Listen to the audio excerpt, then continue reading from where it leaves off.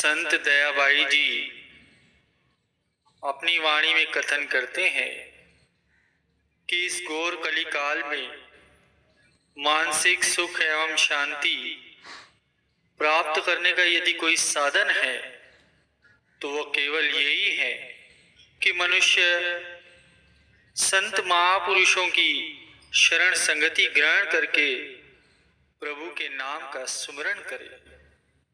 मनुष्य के कल्याण का मार्ग दर्शाते हुए महापुरुष उपदेश कर रहे हैं कि हे जीव, तू नाम का सुमिरन कर, सुमिरन कर करके सुख की प्राप्ति कर।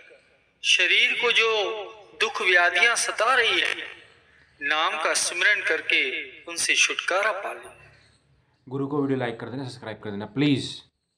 जगत के जिस एक ही पालनहार का नाम अनेकों प्रकार से अनगिनत मनुष्य जपते हैं, तू भी उसका सिमरन कर। वेदों, पुराणों एवं स्मृतियों ने केवल प्रभु नाम को ही पवित्र माना है। जो मनुष्य अपने अंतर में प्रभु नाम को थोड़ा सा भी बसा लेता है, अर्थात थोड़ा सा भी सिमरन कर लेता है, उस मनुष्य की महिमा का वर्णन नहीं किया जा सकता। सतपुरुष श्री गुरु अर्जुन देव जी महाराज जी उपदेश कर रहे हैं कि हे मनुष्य, प्रार्थना कर कि हे सद्गुरु, जो मनुष्य आपके दर्शन के अभिलाषी हैं, उनकी संगति में मुझे रखकर भवसागर से पार पहुंचा दो।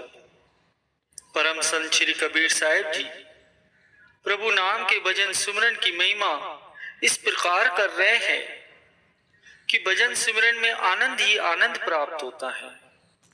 बादल आंतरिक आकाश से हृदय की धरती पर अमृत की निर्मल वर्षा कर रहे हैं। उस वर्षा के सुखदायी जल से कोई विरला भक्तिवान जीव ही भीगता है, अर्थात भजन सिमरन करने वाला उच्च संस्कारी जीव ही उस अमृत का रस पान करता है। जिस प्रकार पवित्र नदियों, सरोवरों आदि में स्नान करने के उपरांत संत जन उनके तट पर बैठकर नाम सिमरन करते हैं, उसी प्रकार तत्व ज्ञान की बहती हुई सुगंधित धारा में स्नान करके सूरत प्रभु नाम में मग्न हो गई है और उस पर नाम का रंग चढ़ रहा है। उसे परम आनंद की उपलब्धि हो रही है। जिस प्रकार पारस के स्पर्श से लोहे के टुकड़े का एक एक कण सोना बन जाता है, उसी प्रकार अमृत वर्षा के जल से अंतर का रोम रोम भीग गया है, नवजीवन प्राप्त हो गया है, काया पलट हो गई है। शब्द को जब सूरत ने पकड़ लिया, जब सूरत शब्द का मिलन हो गया, तब जीव के समस्त संशय भ्रम समाप्त हो गए और यह अनुभव हो गया कि परमात्मा अंग संग है। प्रभु परमात्मा ने ही इस सार सर्वोत्तम स्थान की रचना की है, जहां पर माया अहंकार का लेश मात्र भी नहीं है। परम संत श्री कबीर साहिब जी उपदेश कर रहे हैं कि हे साधक भाइयों, सुनो, श्वास श्वास में नाम का जाप करो, आंख कान मुख नाप कर नाम निरंजन ले, भीतर के पट तब खुले जब बाहर के पट दे। साधक के लिए आवश्यक है कि वो संसार की ओर से आंख कान और जीवा को अंतर की ओर मोड़ ले। आंखों से संसार के दृश्य देखने से परहेज करे, कानों से किसी की निंदा चुगली सुनने से बचे और मुख से जीवा से किसी की भी बुराई न करे। साधक को इनसे हमेशा ही बच के रहना चाहिए। इस प्रकार शरीर के इन बाहरी दरवाजों को बंद करके श्वासों के आने जाने में मालिक के नाम का सुमिरन करे तो उसकी विरति बहिर्मुखी से अंतर्मुखी हो जाएंगी, अंदर के दरवाजे खुल जाएंगे, उसकी पहुंच मालिक तक हो जाएगी। गुरुमुखों को अंतर्मुखी बनाने के लिए ही हमारे श्री चतुर्थ पातशाही महाराज जी भजन अभ्यास करने पर बहुत ही जोर देते थे।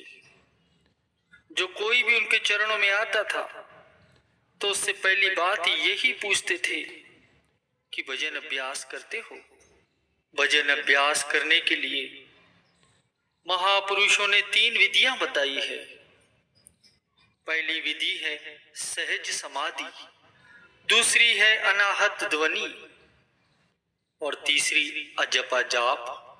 सहज समाधि में आंखों को बंद करके वृत्ति अर्थात मन की सारी शक्ति को अंदर की ओर मोड़कर आत्म ज्योति के दर्शन करने का अभ्यास किया जाता है।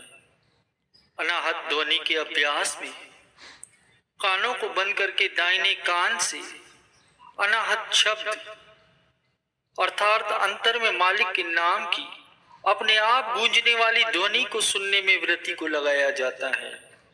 और वहीं अजपा जाप के अभ्यास में जीवा को तालू से लगाकर सदगुरु द्वारा प्रदान किए हुए नाम का स्मरण श्वासों की माला से अर्थात श्वासों के आने जाने में किया जाता है। इस प्रकार शरीर के इन बाहरी दरवाजों को बंद करके अपनी वृत्ति को अंतर्मुखी करने पर अंदर के दरवाजे खुल जाते हैं और जीव की पहुंच परमात्मा तक हो जाती है। बारी मथे गिरत होई बरु सिकता ते बरु तेल, बिन हरि भजन न बहुतरी यह सिद्धांत अपेल। श्री रामचरितमानस में ये कथन आया है। गुरु को वीडियो लाइक करना, सब्सक्राइब करना प्लीज़।